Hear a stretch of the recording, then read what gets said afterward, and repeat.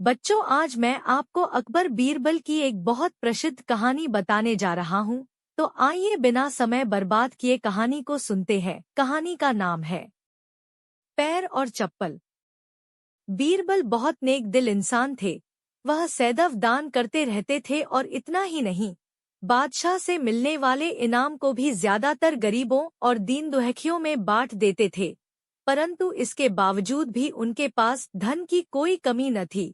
दान देने के साथ साथ बीरबल इस बात से भी चौकन्ने रहते थे कि कपटी व्यक्ति उन्हें अपनी दीनता दिखाकर ठग न लें।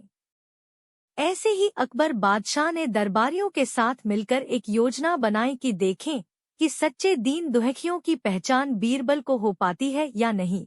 बादशाह ने अपने एक सैनिक को वेश बदलवाकर दीनहीन अवस्था में बीरबल के पास भेजा कि अगर वह आर्थिक सहायता के रूप में बीरबल से कुछ ले आएगा तो अकबर की ओर से उसे इनाम मिलेगा। एक दिन जब बीरबल पूजा पाठ करके मंदिर से आ रहे थे तो भेष बदले हुए सैनिक ने बीरबल के सामने आकर कहा, हुजूर दीवान, मैं और मेरे 8 छोटे बच्चे हैं जो 8 दिनों से भूखे हैं। भगवान का कहना है कि भूखों को खाना खिलाना बहुत पुण्य का कार्य है। मुझे आशा है कि आप मुझे कुछ दान देकर अवश्य ही पुण्य कमाएंगे। बीरबल ने उस आदमी को सिर से पांव तक देखा और एक क्षण में ही पहचान लिया कि वह ऐसा नहीं है जैसा वह दिखावा कर रहा है। बीरबल मन ही मन मुस्कुराए और बिना कुछ बोले ही उस रास्ते पर चल पड़े जहां से होकर एक नदी पार करनी पड़ती थी। वह व्यक्ति भी बीरबल के पीछे पीछे चलता रहा। बीरबल ने नदी पार करने के लिए जूती उतारकर हाथ में ले ली। उस व्यक्ति ने भी अपने पैर की फटी पुरानी जूती हाथ में लेने का प्रयास किया। बीरबल नदी पार कर कंकरीले मार्ग आते ही 2-4 कदम चलने के बाद ही जूती पहन लेता। बीरबल यह बात भी गौर कर चुके थे कि नदी पार करते समय उसका पैर धुलने के कारण वह व्यक्ति और भी साफ सुथरा, चिकना, मुलायम गोरी चमड़ी का दिखने लगा था, इसलिए वह मुलायम पैरों से कंकरीले मार्ग पर नहीं चल सकता था। दीवान जी, दीन तहीन की पुकार आपने सुनी नहीं?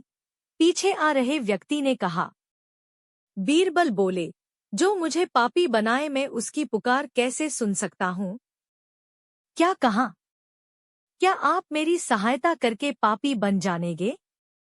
हाँ, वह इसलिए कि शास्त्रों में लिखा है कि बच्चे का जन्म होने से पहले ही भगवान उसके भोजन का प्रबंध करते हुए उसकी माँ के स्तनों में दूध दे देता है।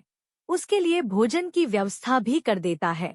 यह भी कहा जाता है कि भगवान इंसान को भूखा उठाता है पर भूखा सुलाता नहीं है। इन सब बातों के बाद भी तुम अपने आप को 8 दिन से भूखा कह रहे हो। इन सब स्थितियों को देखते हुए यही समझना चाहिए कि भगवान तुमसे रुष्ट है और वह तुम्हें और तुम्हारे परिवार को भूखा रखना चाहते हैं। लेकिन मैं उसका सेवक हूँ। अगर मैं तुम्हारा पेट भर दूं तो ईश्वर मुझ पर रुष्ट होगा ही।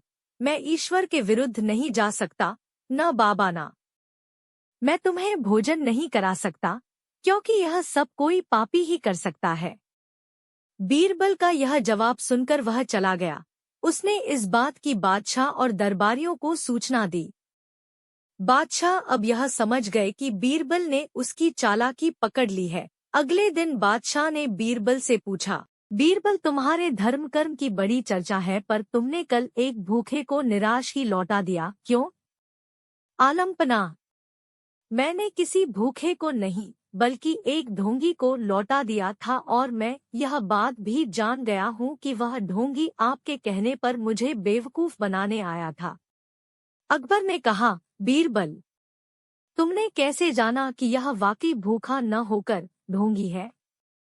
उसके पैरों और पैरों की चप्पल देखकर यह सच है कि उसने अच्छा भेष बनाया था, मगर उसके पैरों की चप्पल कीमती थी। बीरबल ने आगे कहा, माना कि चप्पल उसे भीख में मिल सकती थी, पर उसके कोमल, मुलायम पैर तो भीख में नहीं मिले थे, इसलिए कंकड़ की गड़न सहन न कर सके।